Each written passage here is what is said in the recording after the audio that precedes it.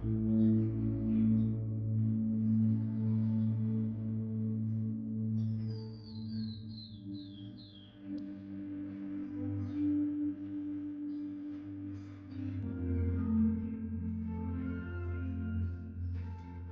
माँ बाप की जिंदगी में एक दिन आता है जब वो खुद से सवाल करते हैं कि उनका बच्चा स्पेशल है ना।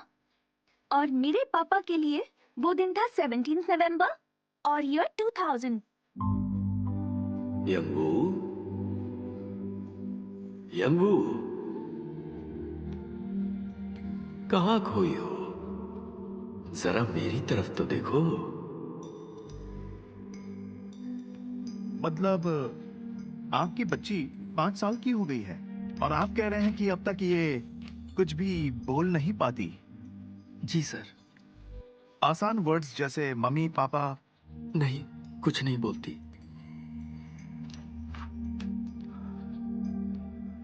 अभी हमें कुछ और टेस्ट करने होंगे, पर मुझे लगता है यंग वो ऑटिस्टिक है। क्या है? ऑटिस्टिक?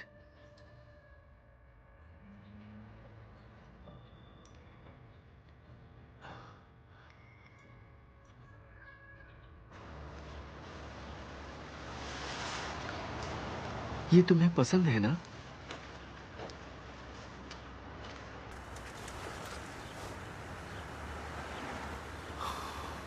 ओए, ओए, वहां से हिलना मत, हिलना नहीं, रुक जा। हाँ? कमीने, तेरी बीवी मर गई सोच के तरस आ गया था मुझे, इसलिए बिना एक बार किराया बढ़ाए घर में रहने दिया। और तूने मेरी ही बीवी पर डोरे डाले। चल निकल इधर से, हरामी। हाँ? आपकी बीवी पर डोरे डाले? मैंने? हाँ, मेरे घर से निकलते ही मेरे घर में क्यों घुस जाता है जवाब? हाँ?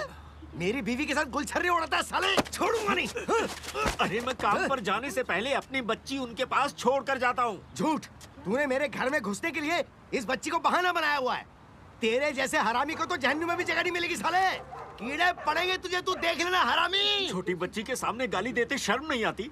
तमीज से बात नहीं कर सकते? तू मुझे तमीज सिखाना साले। अरे क्या कर रहे हैं? छोड़िए मुझे। मार डालूंगा तुझे। छोड़िए, ये पैसे मेरे ऊपर हाथ निकल जाओ मेरे घर से, हरामी कमीने। छोड़िए मुझे, ये गलत कर रहे हैं आप। तू निकल यहाँ से, मुझे नजर मत आना। आप ऐसा क्यों कर रहे हैं? देखिए मुझे भी गुस्सा आ रहा है। अरे क्या हो गया? मैंने कहा क्यों लड़ रहे हो छोड़िए आपस मुझे। में? हरामी का कह गया है आपको, आज तुझे मार सकते हूँ। चोट पहुंचाना। अगर कोई किसी इंसान को चोट पहुंचाता है तो उसे 7 साल की सजा हो सकती है और सजा बढ़ भी सकती है और साथ में 1 करोड़ वॉन का जुर्माना।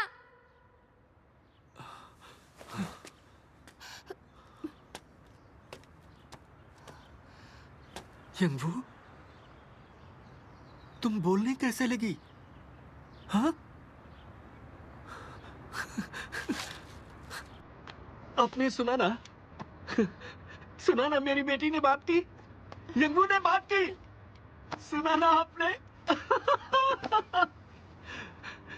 यंगवू ने बात की, यंगवू ने बात की।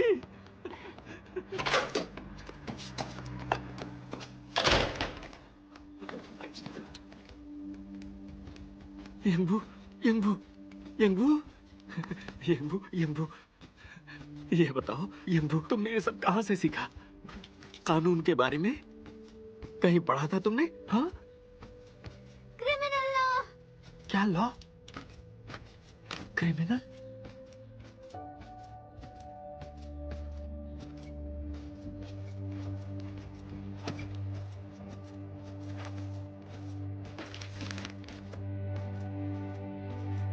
तुमने क्रिमिनल लॉ की किताब पढ़ी? Article 311 insult. अगर कोई किसी का अपमान करे तो 1 साल की सजा और बिना पैसों के जेल में काम करना पड़ेगा या उसे 20 लाख वॉन का जुर्माना भरना पड़ेगा। पर ये जुर्म तब जुर्म माना जाएगा जब एक गवाह हो। एक आर्टिकल 307 के अनुसार डिफेमेशन है तो मानहानि में किसी तरह की सच्चाई ना हो और उससे किसी व्यक्ति के सम्मान और भावना को ठेस ना पहुंची हो तो अपमान सिर्फ बोलकर नहीं होता। किसी सच्चाई को बयां करना अपमान नहीं माना जाएगा, पर नफरत में भरकर किसी के सम्मान और भावना को ठेस पहुंचाई गई हो। माफ करना, मेरे पति ने बहुत बुरा किया तुम्हारे साथ, ऐसा नहीं करना चाहिए था उन्हें। ये लो, थोड़ी दवा लगा लो। शुक्रिया। क्या हुआ, रो क्यों रहे हो तुम? मेरी यंगवू ने क्रिमिनल लॉ याद कर लिया। हाँ? ये मोटी किताब याद कर ली। क्या सच में? ये तो जीनियस है। अभी तो ये दूसरे बच्चों से इतनी अलग है क्योंकि ये उनकी तरह मामूली नहीं है। तुम देख लेना, यंगवू एक दिन बड़ी होकर बहुत अच्छी वकील बनेगी। थैंक यू, आपका शुक्रिया। हर माँ बाप की जिंदगी में ये दिन आता है जब वो खुद से सवाल करते हैं कि उनका बच्चा स्पेशल है ना। और मेरे पापा के लिए वो दिन था 17 नवंबर और ईयर 2000। और वो दिन था जब उन्हें पता चला कि उनकी बेटी ऑटिस्टिक जीनियस है।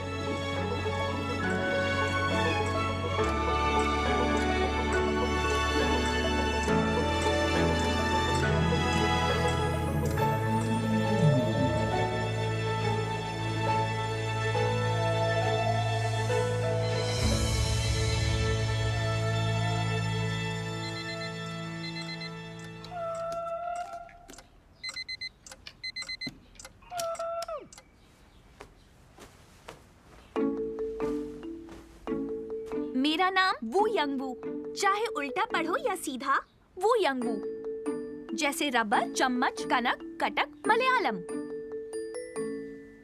वू यंगवू।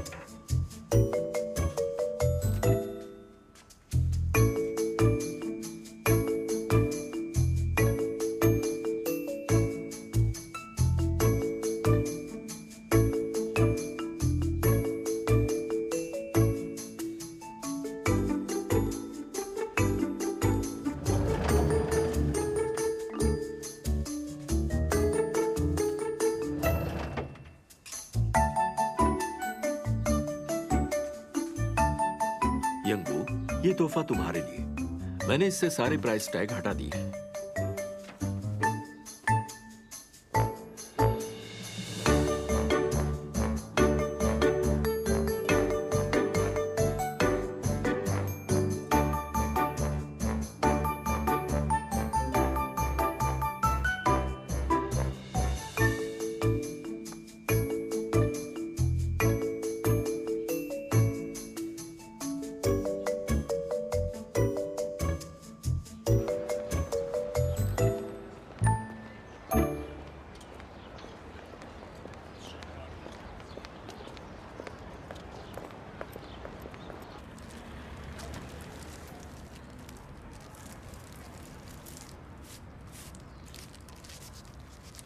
वो यंग का स्पेशल गिम्बाप।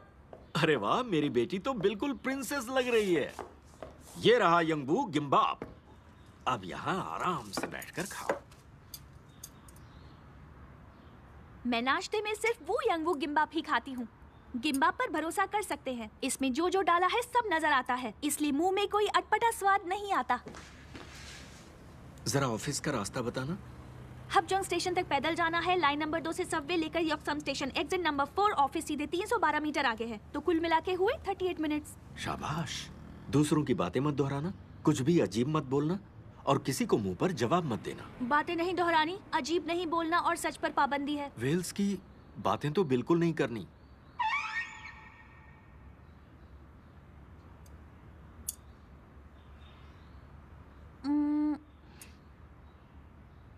अगर वेल की बात करना जरूरी हो जाए तो? तुम एक्वेरियम में काम करती हो क्या? वेल के बारे में बातें करना कैसे जरूरी हो सकता है? आपकी बात ठीक तो है, पर अगर ऐसी कोई नौबत आ गई तो? तब कर लेना। ठीक है।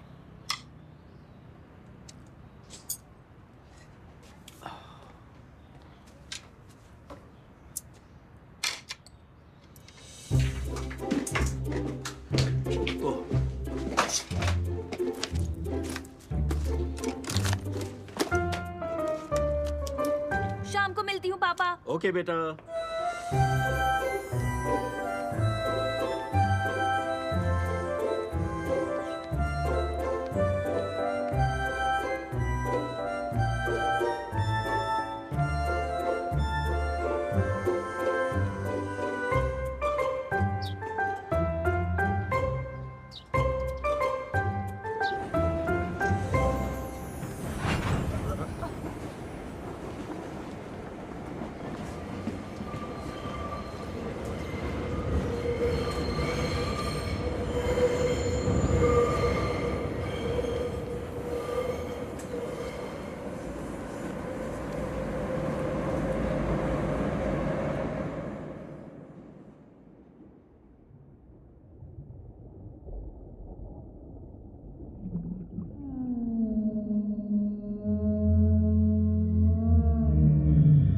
चलो आ जाओ मेरे साथ।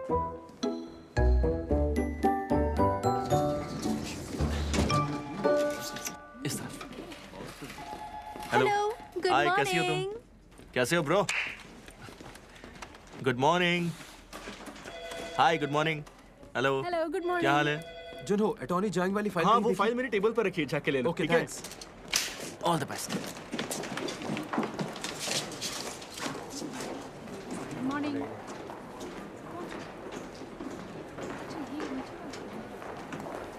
सुनिए, वहां नहीं, यहां से जाना है। ये लीजिए। तो ये है अटॉर्नी जंगम्यंग सर का ऑफिस। मैं नॉक कर दूं? नहीं, मैं खुद नॉक करूंगी। ठीक है, चलिए मैं चलता हूं।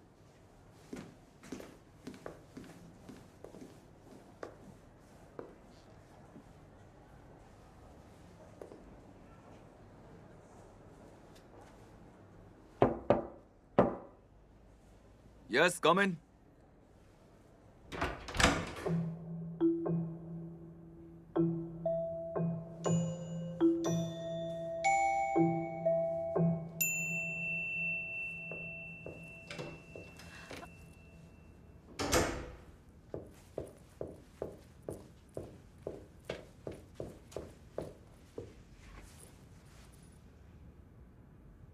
जी कहिए, कौन है आप? मैं नई अटर्नी हूँ वू यंग वू, और मैं हैनबादा लॉ फर्म में काम करूंगी। आज किसी नए अटॉर्नी ने ऑफिस ज्वाइन करना था क्या? मेरे पास एक रिज्यूमे था तो सही।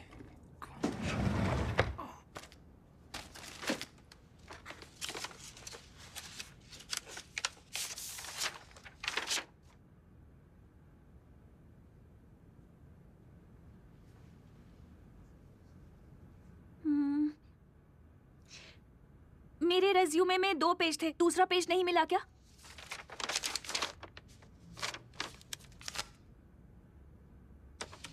दूसरा नहीं तो क्या लिखा था उसमें? Special note, autism spectrum disorder.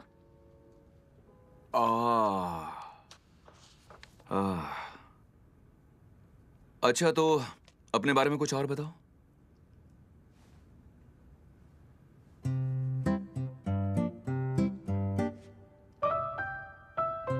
मेरा नाम वू यंग वू ही रहेगा, चाहे उल्टा पढ़ो या सीधा, जैसे रबर, चम्मच, कनक, कटक, मलयालम, यॉक्सम स्टेशन। मजाक अच्छा करती हो तुम।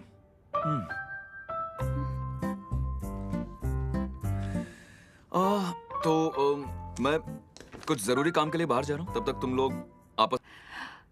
क्या तुम पहले दिन से ही मुझसे इस तरह बात कर पा रहे थे? नहीं कर पा रहा था।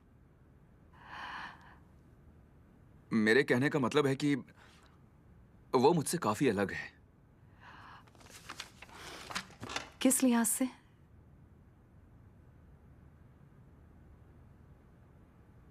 ठीक है, आप चाहती हैं तो मैं उस नासमझ को केस देकर देख लेता हूं। पता चल जाएगा कि वो काबिल है या नहीं, या फिर क्या पता स्पेशल लोगों के बारे में मेरी ही राय गलत हो। वैसे अगर अटर्नी वू यंग वू क्लाइंट से मिलने या केस को हैंडल करने लायक नहीं निकली तो तब तो आप उसकी छुट्टी कर देंगी ना?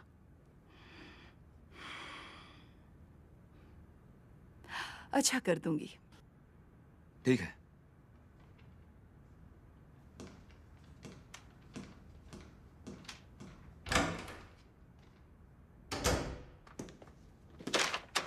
ये लो, इस पब्लिक इंटरेस्ट केस का मटेरियल निकालो। मटेरियल निकालो।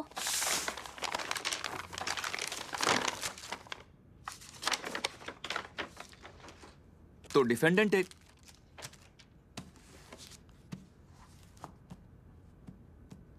हो गया तुम्हारा। तो डिफेंडेंट एक 70 साल की औरत है, पति दिमागी रूप से बीमार है और डिफेंडेंट ही उसका ख्याल रखती है। हादसे के दिन दोनों का झगड़ा हुआ था। पति उसे गालियां बक रहा था तो उन्हें गुस्सा आ गया और उसके सिर पर वार कर दिया, उस प्रेस से जो सामने रखी हुई थी। प्रेस से जो सामने रखी हुई थी।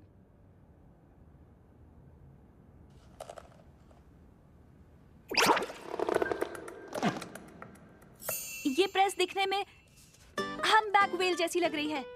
क्या व्हेल जैसी? हाँ, हम्बैक व्हेल को स्पर्म व्हेल भी कहते हैं। इसके बड़े चौकोर सिर में स्पर्मेसिटी ऑर्गन यानी शुक्राणु अंग होता है और स्पर्मेसिटी ऑर्गन के अंदर मोम जैसा लिक्विड होता है जिससे ये आवाज निकालती है। हाँ, मैं समझ गया, आगे बढ़ते हैं। आपने हर्मन मेलविल की नॉवेल मॉबी डिक पढ़ी है? उस नॉवेल में जो व्हेल है वो हम्बैक व्हेल ही है। उस नॉवेल में हम्बैक व्हेल को सफेद बताया गया है जबकि असल में उसका रंग डार्क ग्रे या पर्पलिश ब्राउन होता है। ये आखिर तुम क्या बोले जा रही हो? मैं हम्बैक व्हेल के बारे में बोल रही हूँ। केस पर ध्यान देना है या नहीं? हाँ, आई एम सॉरी, व्हेल की बातें मना है।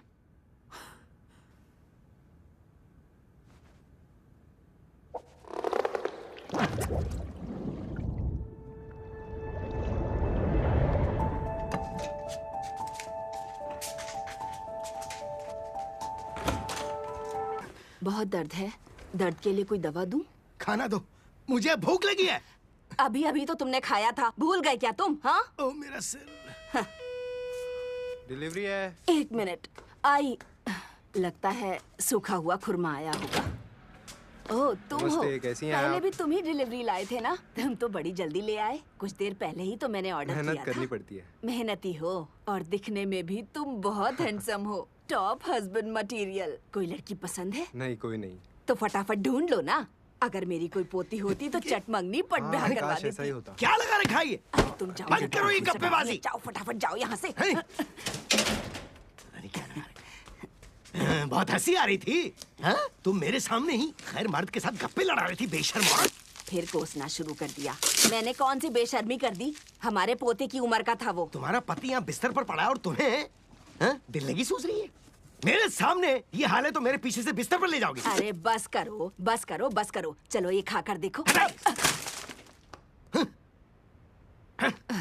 कोई भी आदमी देखा कि बस अपनी खीखी शुरू कर दी। और क्या रंग रलिए चल रही, मुझे अच्छी तरह पता है। बेशर्म कहीं की। बेशर्मों की तरह तुम बातें कर रहे हो। तुम्हारी बातें सुनने से तो अच्छा अभी के अभी हम दोनों को मौत ही आ जाए। तो दूसरों को मुंह क्यों लगाती हो? हैं? ऐसा तो छिनाल करती है, छिनाल। क्या तुमने मुझे छिनाल बोला? मुझे छिनाल बोला तुमने? बुढ़िया, दिमाग खराब हो गया क्या? छोड़ इसे। नहीं छोड़ूंगी। आज मर ही जाते हैं। पहले तू मरेगा, उसके बाद मैं। आज सब खत्म ही करते हैं। रोज रोज मरने से तो अच्छा है हम दोनों मर ही जाते हैं। छुटकारा मिल जाएगा। पिछले 50 सालों से तेरे पीछे लगी हूँ। सुनो सुनो, हनी हनी, क्या हुआ? उठो ना। क्या हुआ? उठो हनी।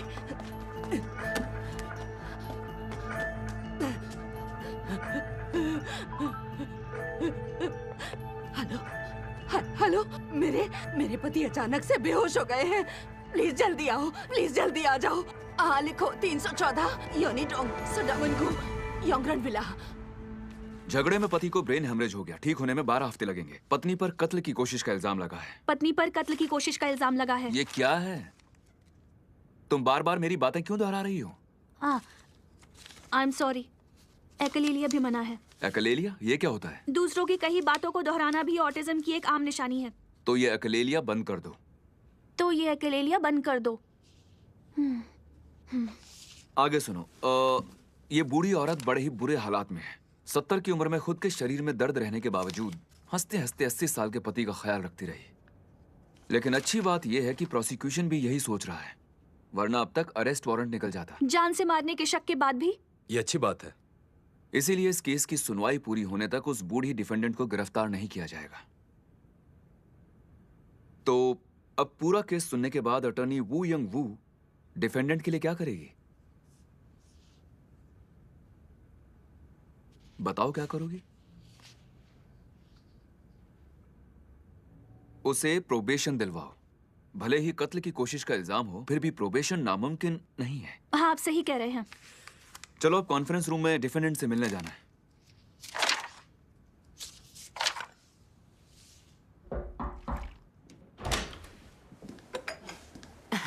नमस्ते अटर्नी जंग।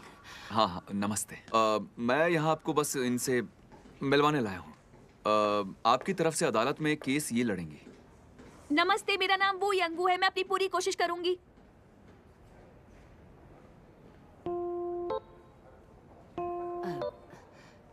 ये बच्ची सच में कोई वकील है? मेरा केस लड़ेगी ये सोच के ही डर लग रहा है। हाँ, मैं भी साथ में ही हूँ, लेकिन कोर्ट में केस यही लड़ेंगे।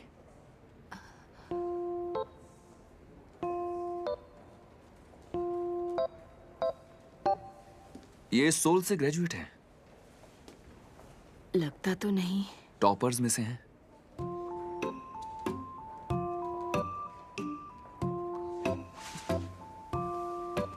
तो ठीक है, फिर आप दोनों बातें कीजिए, मैं चलता हूँ। मुझे कुछ एड्रेस देखकर मैं हैरान रह गई। आप अब भी वहीं रहती है? क्या? मैं और मेरे पापा 22 साल पहले वहीं पर रहते थे। हाउस नंबर 201 योंगरन मिला। हाउस 201 22 साल पहले। ओ गुआंग हो, तुमने सोल यूनिवर्सिटी से लॉ किया है? तुम यंगवू हो? यकीन नहीं हो रहा। हाँ तुम यंगवू हो। ओह मैंने पहचान लिया। देखा, मेरी बात सच हो गई। वो छोटी बच्ची बड़ी होकर वकील बन गई। शाबाश बच्ची, सब कहते थे तुम बहुत तेज हो, तुमने वकील बनकर साबित कर दिया। क्या बात है, कितनी बड़ी हो गई हो और कितनी प्यारी लग रही हो। और तुम्हारे पापा ठीक तो है ना? आपके पति को दिमागी बीमारी है, ये कब पता चला? यही कुछ 5 साल पहले। उन्होंने रिटायरमेंट के बाद काम छोड़ दिया, लेकिन छोटा मोटा काम करते ही रहते थे। खाली बैठना उनकी आदत ही नहीं थी। फिर जब उन्हें अच्छा लगा मुझे। तुमने केस की बारीकी को ढूंढ निकाला। ताज्जुब है कि ये मेरे दिमाग में क्यों नहीं आया। इस बारे में मैंने सोचा ही नहीं। चलो अच्छा है, आगे से आप सब सोचेंगे।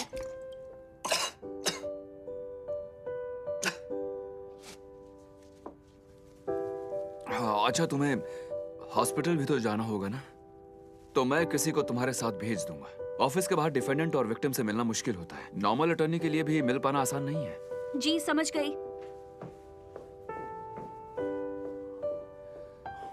I am sorry.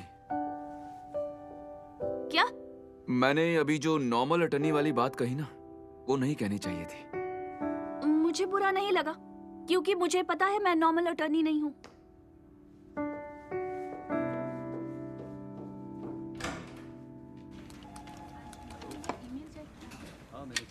दिन में इस टाइम पर नींद आने लगती है। चॉकलेट से नींद भाग जाएगी। Thank you. मुझे पता है तुम्हें डार्क पसंद है, इसीलिए वैसे ही लेकर आई हूँ। 82% कोको। Oh wow, 82%। इसके लिए तुम्हारा शुक्रिया। जुनो, तुम बिजी हो क्या? क्या? ये सब कुछ तुम्हें उसने दिया? यहाँ तो कुछ भी नहीं है। चॉकलेट छोड़ो, हमें तो कोई च्युइंगम देने वाला भी नहीं है। जो बोलने आए हो बोलो ना। काम के सिलसिले में तुम्हें हॉस्पिटल जाना है। एक नई अटर्नी ज्वाइन हुई है उसके साथ। ओह ऐसा क्या? उसका तुम्हें थोड़ा सा ध्यान रखना पड़ेगा।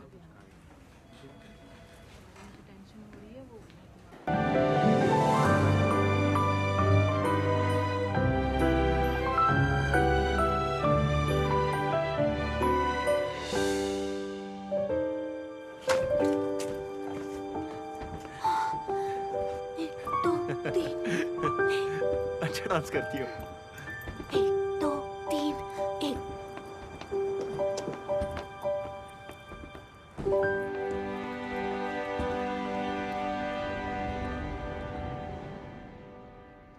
ये जो सफेद सफेद दिख रहा है ना, ये ब्लड है। ये व्हाइट ब्लड दिमाग के ड्यूरामीटर के नीचे इकट्ठा हो गया है और इस कंडीशन को सबड्यूरल हीमाटोमा कहते हैं। सबड्यूरल हीमाटोमा आमतौर पर किसी बाहरी चोट के कारण होता है। सभी ट्रॉमेटिक ब्रेन इलनेसेस में ये सबसे दर्दनाक और खतरनाक है। इसकी मृत्यु दर 60% के लगभग है और इलाज किया भी तो बाद में इसके साइड इफेक्ट्स दिखने लगते हैं। पर कोई फ्रैक्चर नहीं दिख रहा। हो सकता है खोपड़ी मजबूत हो। ऐसे केसेस आते ही रहते हैं।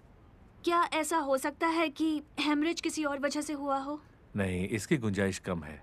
सिर पर लोहे के प्रेस से वार किया गया था और आमतौर पर ऐसे मरीज में हाई ब्लड प्रेशर भी देखने को नहीं मिलता।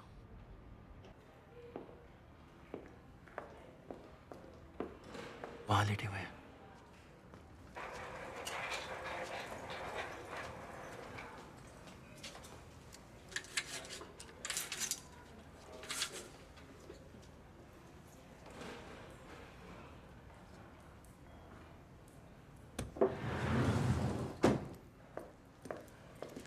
आंटी, हम मिलने आए हैं। हेलो।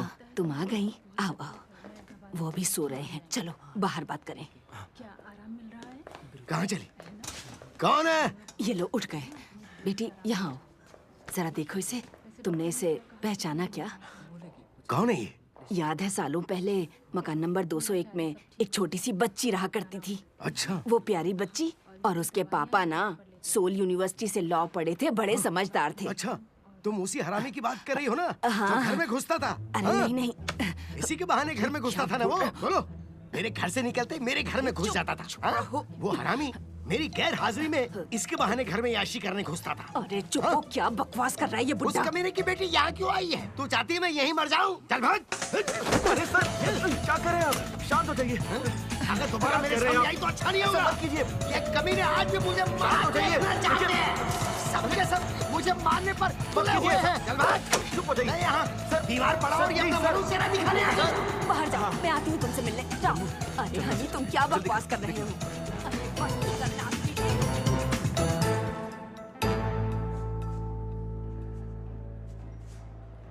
माफ कर देना, मेरे पति कुछ ज्यादा ही शक्की हैं। वैसे बुरे आदमी नहीं है वो, कभी कभी ऐसे दौरे पड़ते हैं, बहुत बुरा लगता है, शर्म आती है। हाँ हाँ, तो हम पहले क्या बात कर रहे थे? आपने पुलिस को बयान दिया कि आप दोनों का झगड़ा हुआ था और आप उनकी जान लेना चाहती थी। हाँ, अच्छा मौका था, मार ही डालती तो ठीक रहता। इतनी गंदी गालियां तो नहीं सुननी पड़ती।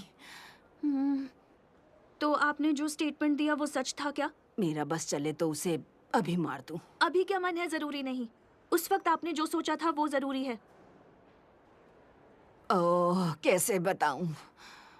वैसे भी सोचने को तो कोई कुछ भी सोच सकता है। मारने का सोचा था तो वो कत्ले की कोशिश है। वार करना चोट पहुंचाना कहा जाएगा। सबक सिखाना चाहती थी तो इसे वायलेंस कहा जाएगा। गलती से लगी चोट लापरवाही कही जाएगी। कानून की नजर में हमारी सोच मायने नहीं रखती।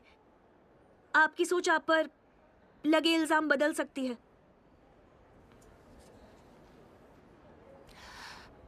जब मैंने उन्हें फिर से चिल्लाते हुए देखा तो लगा शायद मैं सच में ही उन्हें मार डालना चाहती थी।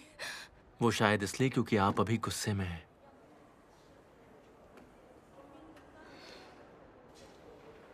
किसी की भी फीलिंग्स को समझना मुश्किल है। अगर मुझे किसी को सच में मारना होगा तो उसे धूप से बचाने के लिए उसके लिए पर्दे लगाने का ख्याल भी मुझे नहीं आएगा। न शोर की वजह से उसकी नींद टूटने का डर होगा। ऐसा तो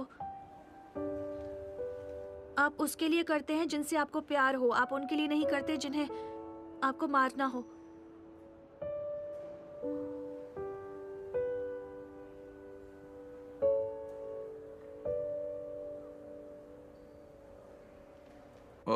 ये केस किस तरफ जाएगा? ये यस, कम इन।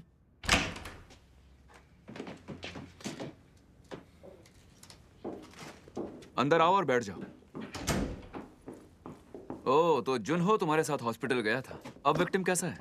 अच्छा नहीं है। सजा माफ करवाने का लेटर लेने के लिए फिर से जाना होगा क्योंकि आज तो हमें मौका ही नहीं मिला। क्या बताऊं, बहुत ही गुस्से वाला आदमी है। अटॉर्नी वो को देखते ही गालियां बकने लगा। उस आंटी की जगह मैं होता तो प्रेस नहीं, सीधा हथौड़े से ही मारता। गालियां दी? क्यों? उन्हें लगता है मेरे पापा और उनकी पत्नी का कोई चक्कर चल रहा था। क्या तुम्हारे पापा और डिफेंडेंट का? कैसी गालियां दी उसने? ये कमीने हैं, ये कमीने लोग मुझे मरा देखना चाहते हैं, मुझे मारने पर तुले हैं।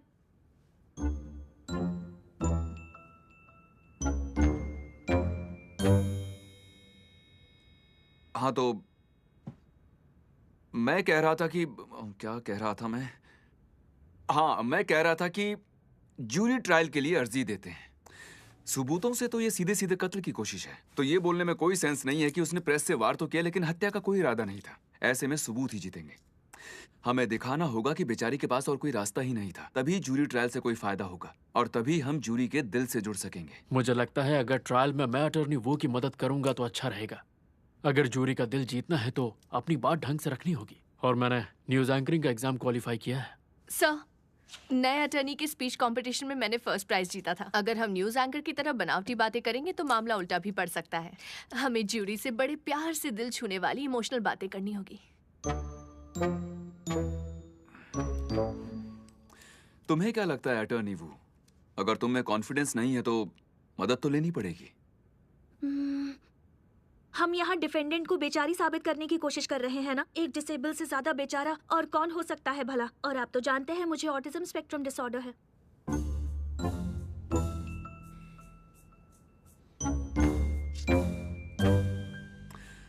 तो ठीक है, तुम खुद ही ये केस संभालो।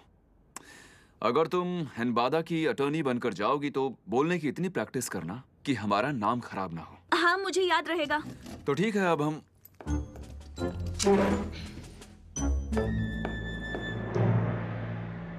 कहीं ये वो यंग वो हमारे साथ डिसेबल होने का ड्रामा तो नहीं कर रही है। मुझे तो लगता है वो हम सबको बेवकूफ बना रही है। पता है हम उसे लॉ स्कूल में किस नाम से बुलाते थे? रबर चम्मच। FWA के नाम से। और इसका मतलब है फर्स्ट वो आएगी। हाँ, उसे देखकर मुझे बुरा लगता है। उसे कहीं फंसते हुए देखती हूँ तो उसकी मदद कर देती हूँ, पर वो मुझे पीछे छोड़कर आगे निकल जाती है, फिर चाहे लॉ स्कूल हो या ऑफिस। तो हेल्प मत करो, जो स्ट्रांग है उसे और स्ट्रांग क्यों बनाना। मुझे लगता है कि हमें जाना चाहिए। 1 2 3। ऐसे फंसेगी तो मदद तो करनी होगी ना। हाँ जाओ, बन जाओ महान।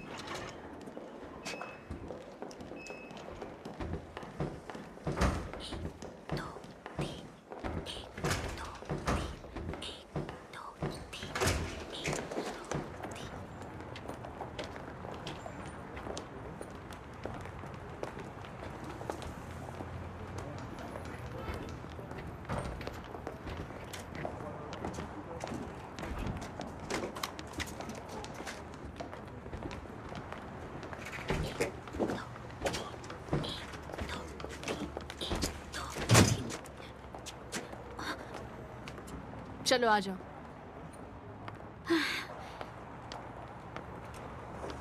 अगर इस दरवाजे से परेशानी है तो दूसरे से बाहर आ जाती। हाँ, वो दिमाग से पैदल हो क्या? बेवकूफ हो तुम?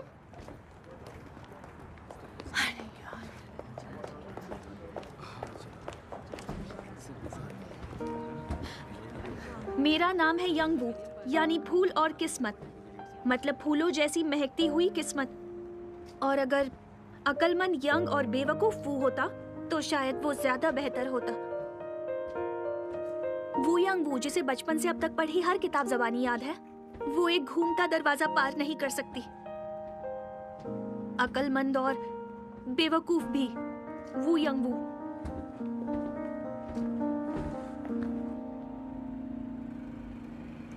$100 bill, $100 bill, $100 bill, $100 bill, $100 bill, $100 bill,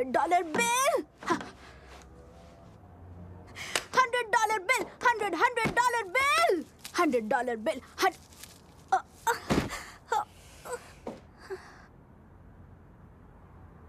$10,000 von दे दो बॉस प्लीज। 10,000 वॉन दे दो। 10,000 वॉन दे दो बॉस। 10,000 वॉन दे दो। 10,000 वॉन दे दो बॉस। 10,000 वॉन दे दो। 10,000 वॉन दे दो बॉस। 10,000 वॉन दे दो। बोला ना भाग जा यहाँ से। 10,000 वॉन दे दो। इतने सारे पैसे नहीं है मेरे पास। चल जा, पका मत, समझी? 10,000 वॉन दे दो। ऐसा मत कर। बोला ना वो मत कर। छोड़ उसे, छोड़, छोड़। बोला ना छोड़। छोड़ो मुझे। छोड़। नहीं, मुझे करने दो सफाई।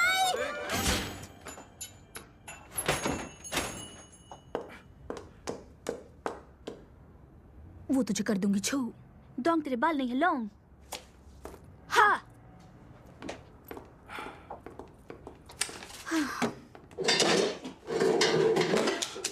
खाना तो नहीं खाया होगा। वो यंग वो सीवीड सुशी लगा दूं? हाँ, आज भी वो यंग वो सीवीड सुशी। तो कैसा था पहला दिन? बहुत मुश्किल था। देखा, हमारी यंग वू पहली बार दुनिया का स्वाद चख रही है। क्या बात है। ज्यूरी ट्रायल सुना है तुमने? हाँ सुना है। ऐसे केस में पब्लिक भी हिस्सा लेती है, बस इतना ही पता है। मुझे अपना केस जज और ज्यूरी के सामने लड़ना है, पर मैं बोलने में थोड़ी कच्ची हूँ, तो क्या तुम मेरी थोड़ी सी प्रैक्टिस करवा दोगी? करवा दूंगी। कैसे करवानी है तुम बस इतना बताओ। वो लाइट्स कैमरा एक्शन। बस भी करो। तुझे सच में ऐसा लगता है कि वो यंग वो किसी के काम आ सकती है? हाँ, इसने तो अब तक कोर्ट की शक्ल भी नहीं देखी है।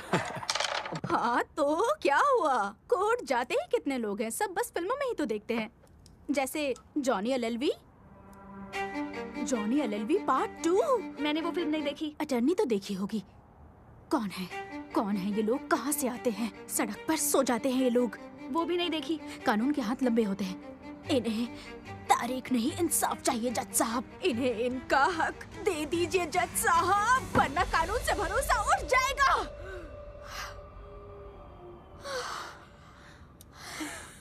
वाह। सॉरी बॉस, मुझे एक्टिंग नहीं आती। सुनो, कोर्ट कोई बड़ी चीज नहीं है, तुम संभाल लोगी।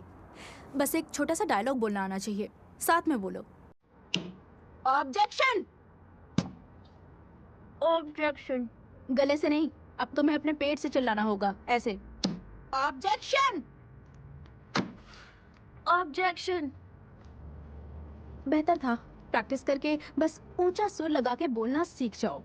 मेरे साथ बोलो।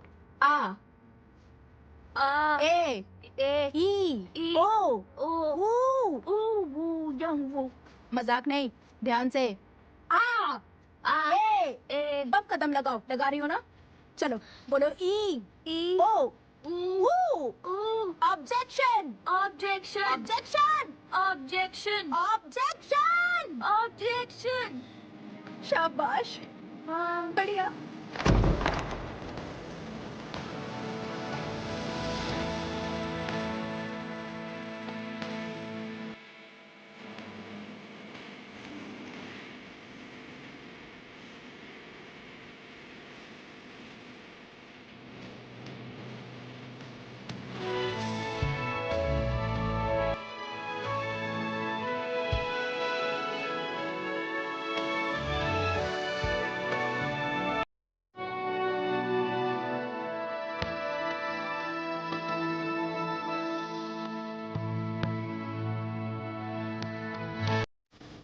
सब लोग खड़े हो जाओ।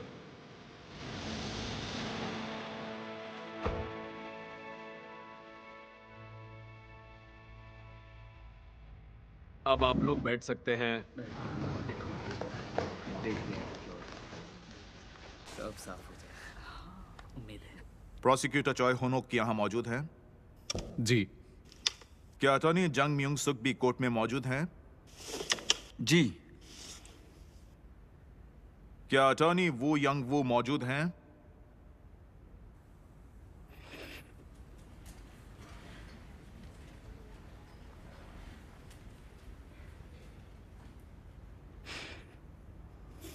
क्या अटॉर्नी वू यंग वू मौजूद हैं?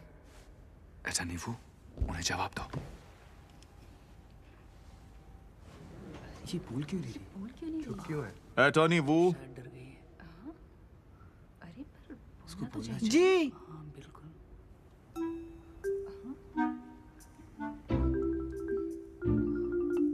जी माफ करना, अटॉर्नी वू भी यहाँ मौजूद हैं योर ऑनर। अच्छा ठीक है, चलिए अब हम शुरुआत करते हैं डिफेंडेंट के इस मुकदमे की, जो कि चॉय योंग रैन पर कत्ल का इल्जाम है। Case number 2022 criminal settlement trial 1017। Prosecution अपनी ओपनिंग स्टेटमेंट दीजिए। क्रिमिनल एक्ट के आर्टिकल 250 पैराग्राफ 1 योर ऑनर और आर्टिकल 254 के मुताबिक डिफेंडेंट पर कत्ल की कोशिश का इल्जाम बनता है।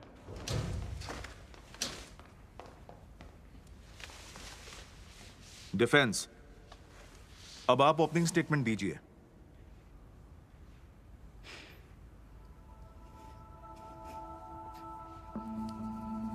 डिफेंस क्या बात है, क्या स्टेटमेंट नहीं देना चाहती? तुम कुछ बोलती क्यों नहीं? क्या कर रही हो?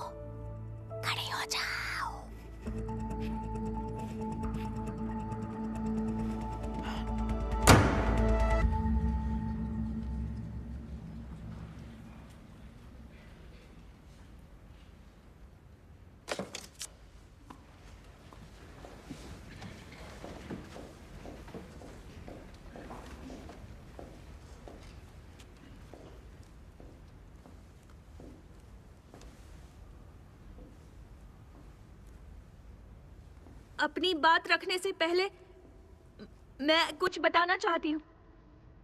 मुझे ऑटिज्म स्पेक्ट्रम डिसऑर्डर है।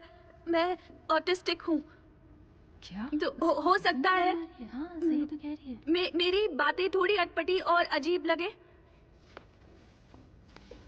पर मुझे कानून से बहुत प्यार है और डिफेंडेंट के लिए मैं उतनी ही मेहनत से लड़ूंगी जैसे बाकी अटॉर्नी लड़ते हैं।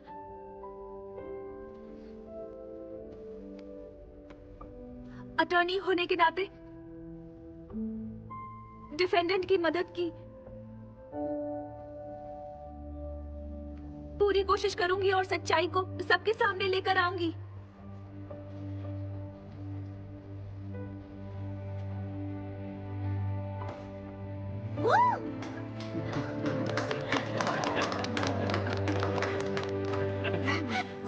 बैठ जाओ।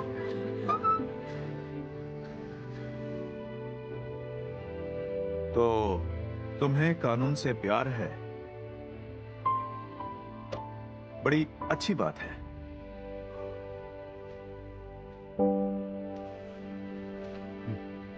मेरे पति इतनी शक्की है, इतना गालियां दी मुझे कि मन क्या उन्हें मार डालूं। उस हादसे के तुरंत बाद आपने पुलिस को यही बयान दिया था, आपको याद है ना? मैं बस हाँ या ना में जवाब चाहिए।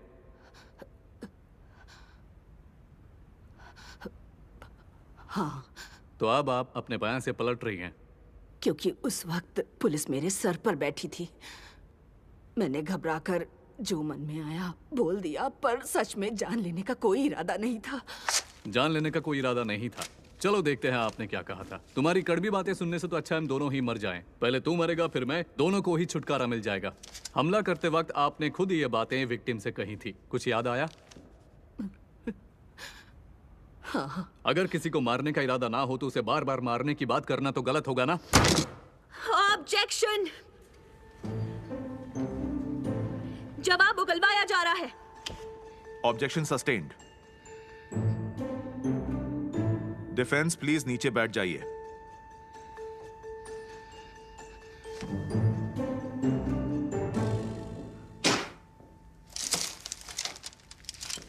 यही वो प्रेस है जिससे डिफेंडेंट ने विक्टिम पर हमला किया था। बताइए, इस प्रेस से आपने अपने पति को कहां पर मारा था? सिर पर। सिर पर? यह बताइए, क्या आपको यकीन है आपका जान लेने का इरादा नहीं था? क्या आप नहीं चाहते थे कि आपके पति सच में मर जाए? Objection my Lord. Objection overruled. Defendant, prosecution के सवाल का जवाब दीजिए। माफ कर दीजिए जज साहब, माफ कर दीजिए। मैं बस उन्हीं के लिए जिंदा हूँ। मुझे बहुत बुरा लगता है जब वो ये नहीं समझते। माफ कर दीजिए मुझे छोड़ दीजिए। वो एक मामूली झगड़ा था। माफ कर दीजिए मुझे, मैं उनसे बहुत प्यार करती हूँ। बहुत अच्छे मिस्टर जोई, ऐसा लगा जैसे किसी गुंडे से बात कर रहे हो। 70 साल की बूढ़ी औरत से कोई ऐसे बात करता है क्या? मैं तो उनके साथ बड़ी नरमी से पेश आ रहा था। तुमने देखा नहीं, मैंने अरेस्ट वारंट की डिमांड तक नहीं की, पर तुम लोग तो हद से आगे बढ़ गए। साफ साफ बोलो, कहना क्या चाहते हो? तुम्हें उसे बेकसूर साबित करना है तो फिर मैं भी पूरा जोर लगाऊंगा। मैं इतना कमजोर नहीं जो जुर्म साबित ना कर पाऊं।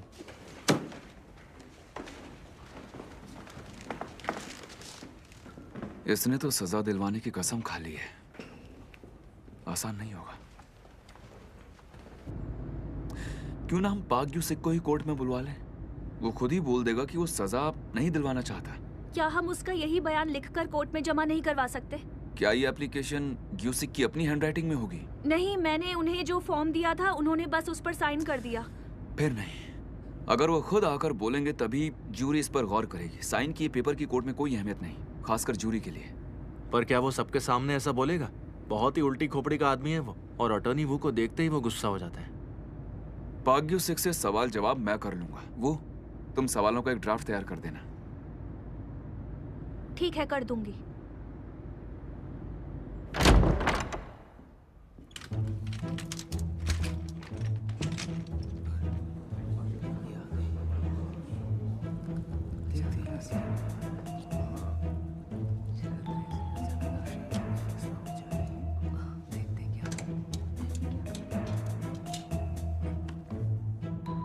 कसम खाकर कहता हूं कि जो भी बोलूंगा, कि जो भी कहूंगा वो सब सच कहूंगा, सच के सिवा कुछ नहीं कहूंगा। और अगर मैंने कसम तोड़ी तो मुझे झूठी गवाही के लिए सजा दी जाए।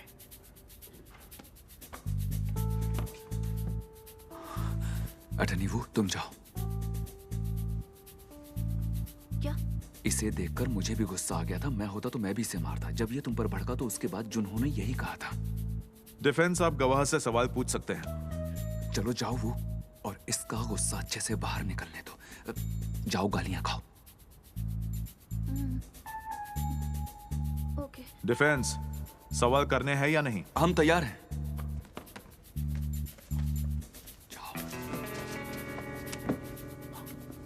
कुछ नहीं होगा।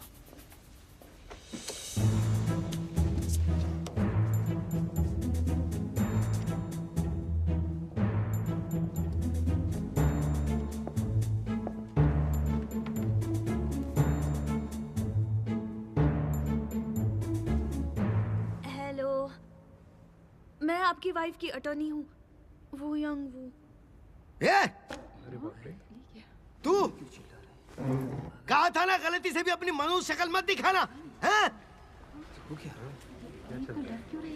तुम सब मिले हुए हो क्या? हैं? सब चाहते हैं कि मैं गुस्से की वजह से जल मरूं। तुम सब मेरी मौत चाहते हो, हैं? विटनेस, मुझे यहाँ इसलिए बुलाया था इस मनहूस की गंदी शक्ल दिखाने।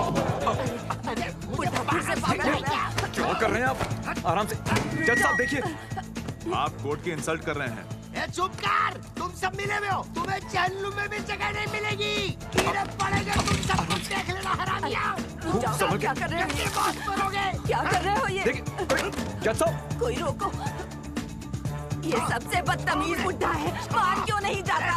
अरे रोको इसे। हम 10 मिनट का ब्रेक ले रहे हैं। अरे तुम आदमी हो या जानवर? जानवर भी तुमसे अच्छे होते हैं। अरे बस कर बुड्ढे। क्या कर रहा है बुड्ढा? लेके जाओ इसे। जैसा कि आप सबने अभी देखा, इस तरह के पति के साथ रहना किसी भी औरत के लिए मुश्किल है।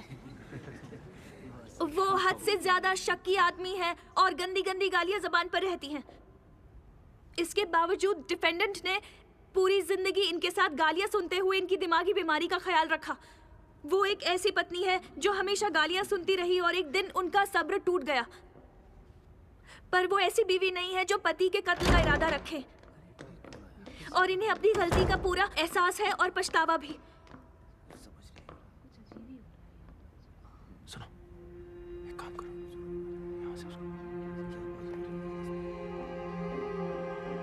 योर ऑनर, हॉस्पिटल ले जाते हुए रास्ते में ही अचानक विक्टिम की मौत हो गई। क्या कहा? क्या? किसकी मौत हो गई? मेरे पति मुझे छोड़कर चले गए क्या? मैम, हम कत्ल की कोशिश के इल्जाम को कत्ल में बदलवाना चाहते हैं। इस केस में इल्जाम को अभी के अभी फौरन बदला जाए।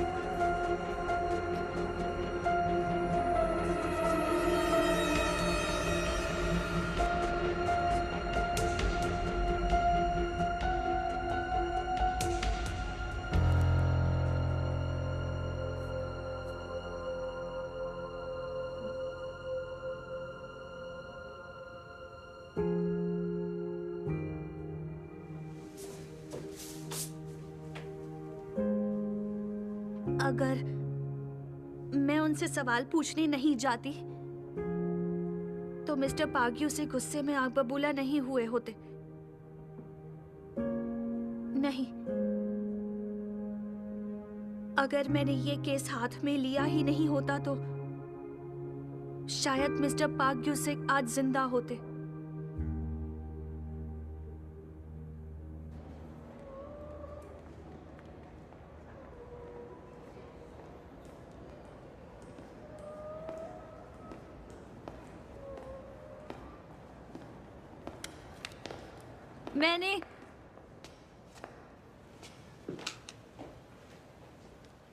मैंने पहली बार जो सबके सामने शब्द बोले वो थे चोट पहुंचाना।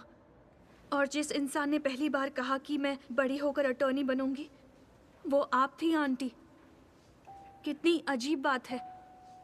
मैं अपने पहले ही केस में साबित करना चाहती थी आपने कत्ल नहीं किया, बस चोट पहुंचाई।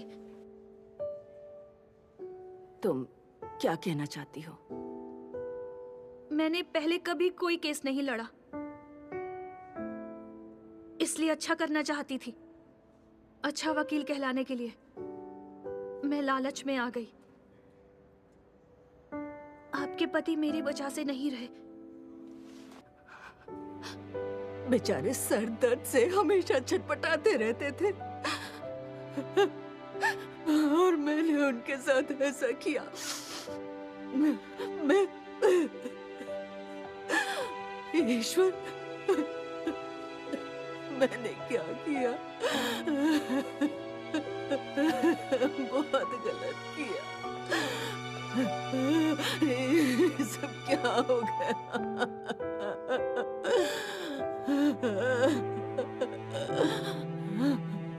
मुझे छोड़कर चले गए, अकेला छोड़ दिया मुझे।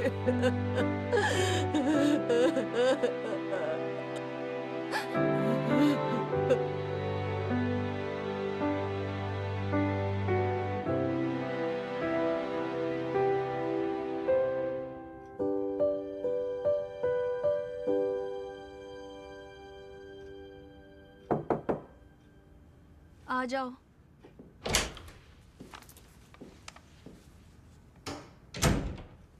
मैं पाग्यूशिक की पोस्टमार्टम रिपोर्ट ले आया।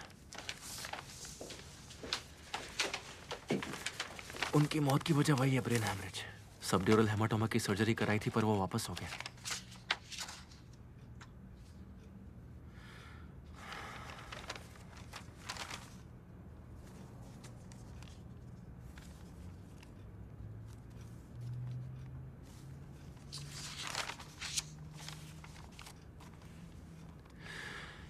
वो प्रेस देख के तुम्हें किसी की याद आती है?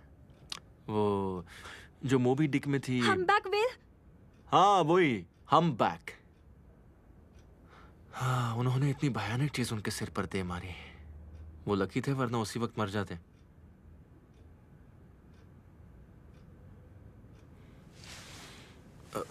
क्या हुआ? सब ठीक है? ऐसी बहुत सारी बातें ऑफिस में नहीं करनी चाहिए। किसी की बात को दोहराना और अजीब बातें बोलना, जैसे कि रबड़, चम्मच, कनक और किसी को मुंह पर जवाब देना। अच्छा, गलत है क्या? मुझे नहीं पता था। खासकर वेल्स के बारे में बातें तब करो जब और कोई रास्ता ना बचे। पर यहाँ बस हम दोनों ही हैं, तो हम थोड़ी बुरा मानेंगे। हम तो बातें कर ही सकते हैं, है ना? हैं? अगर बस हम दोनों ही हो, तो क्या जब हम चाहें वेल्स के बारे में बात कर सकते हैं? क्यों नहीं, कर सकते हैं।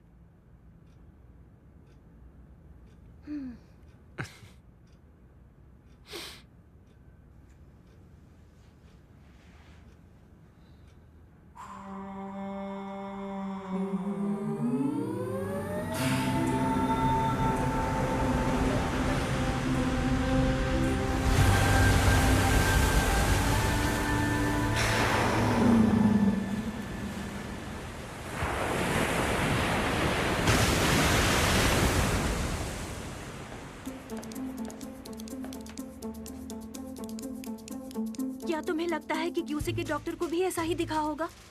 क्या वो भी ये देखने में चूक गए होंगे कि वेल्स अंडे नहीं देती क्योंकि प्रेस देखने में हम्बैक जैसी मजबूत है? क्या?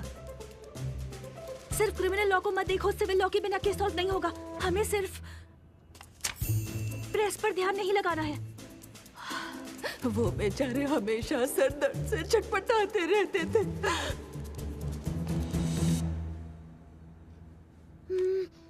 Police statement, line number 7, page 24। मैं सोफे पर लेटा था, सामान आया तो लगा सिर दर्द से फट जाएगा। उन्हें पहले से सिर दर्द होता था, सिर में प्रेस लगने से भी पहले। तो हो सकता है कि ब्रेन हैमरेज प्रेस की वजह से हुआ ही ना हो।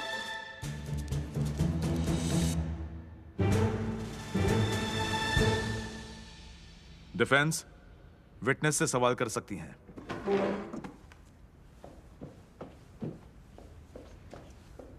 सबड्यूरल हेमाटोमा भी दो तरीके से होता है, एक जो बाहरी चोट लगने से हो और दूसरा जो बीमारी की वजह से खून के बहने से हो। क्या ये सही है? हाँ, यूसिक के हेमरेज की वजह बाहरी चोट है। इस नतीजे पर आप कैसे पहुंचे डॉक्टर? क्योंकि उन पर प्रेस से वार किया गया था और वार की वजह से वो बेहोश हो गए थे। फिर तो उनकी खोपड़ी पर गहरी चोट के निशान होंगे। ऐसा तो कुछ नहीं था। तो उनके सिर पर कोई गहरे जख्म या कोई खरोच के निशान तो आए होंगे ना? ऐसा भी कुछ नहीं था। उन्होंने ऐसे सिर को बचाया था। तो क्या उनके हाथ पर कोई चोट आई थी? हाँ, थोड़ा बहुत, पर ज्यादा कुछ नहीं था। तो फिर आपको ऐसा क्यों लगा डॉक्टर कि प्रेस का वार एक जानलेवा हमला था, जबकि ना तो उससे कोई फ्रैक्चर हुआ, ना गहरा जख्म, ना कोई खरोच? अब मैं कोई डिटेक्टिव तो हूं नहीं मैडम। मुझे बताया गया प्रेस से वार हुआ, जिसकी वजह से वो बेहोश हो गए, तो उसी हिसाब से जांच करके रिपोर्ट बना दी। अब क्या मैं ये जांच करूं कि वो प्रेस लगने से बेहोश हुए या नहीं?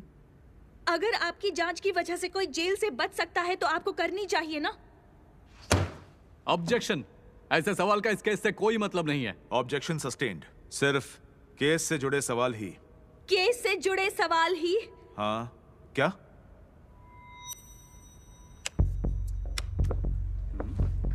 इसको क्या हुआ?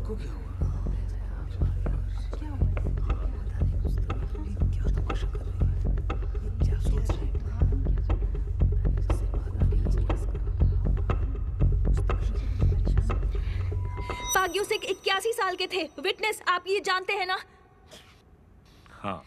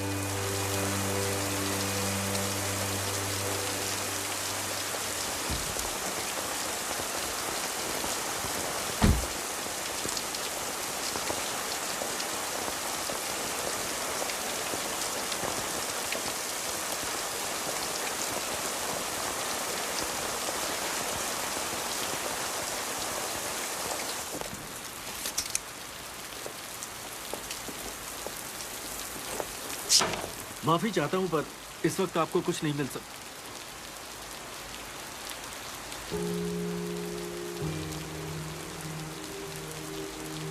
हेलो क्वांग हो, कैसे हो तुम?